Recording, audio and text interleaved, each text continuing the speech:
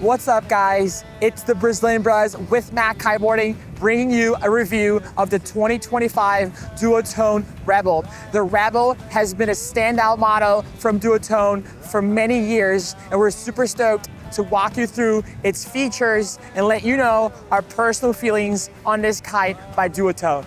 Your first question might be, why are you guys reviewing the 2025 Rebel instead of the 2026 Rebel SLS that was just released? There's two reasons. The first one is that there's still 2025 Rebel SLSs being sold at MACkite, so make sure to check them out.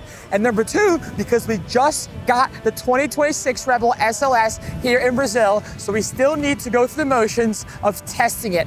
We can't wait to eventually compare both versions, 2025 and 2026, so you know all their main differences. Stay tuned because you're not going to want to miss it. The Rebel has been in Duotone's lineup for the past several years. In fact, it was actually the kite that brought Lorenzo to the highest place in the podium of the 2022 King of the Air. Ever since 2022, Duotone has continued to improve the Rebel, and we're super excited to let you know our feelings in terms of jumping ability, looping ability, and ease of use. To be completely honest, we've always been a bit skeptical of the Rebel because we always thought of a kite that is slow and heavy on the bar.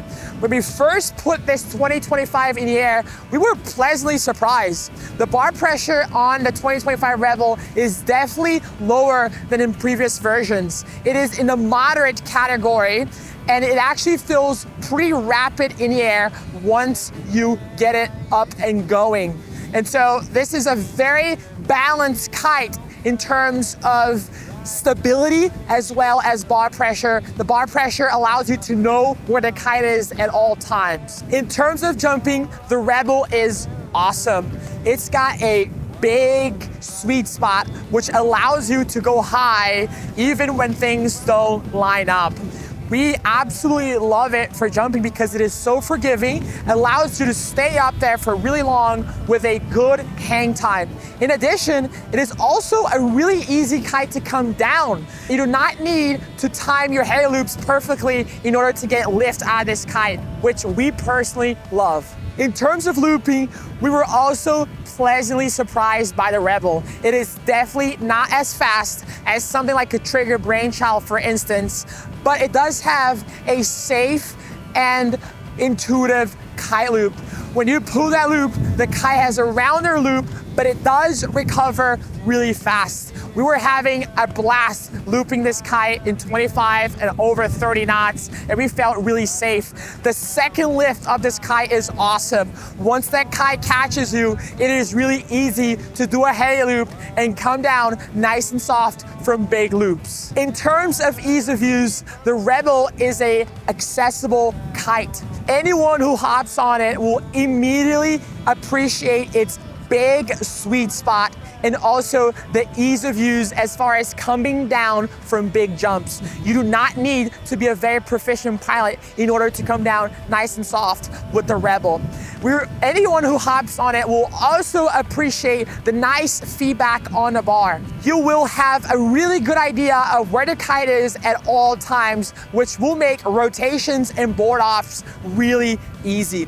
As far as looping is concerned, you will need to be a more advanced rider in order to advance through loops because the loop of the Rebel is a bit rounder and a bit more angry. Having said that, the second lift of the kite is awesome, which makes landing big loops really fun and easy. Overall, we are stoked on the Rebel SLS by Duotone. The combination of a big sweet spot and really good hang time and second lift makes it a really fun kite to take it out there. We are super stoked on how it's been performing here in Pará, and we can't wait to review the brand new 2026 Rebel SLS and to compare it to this particular version. So stay tuned because you're not gonna wanna miss it. As always, make sure to subscribe to MACkite's YouTube channel and to follow the Brazilian Bros on Instagram for more awesome kite surfing content.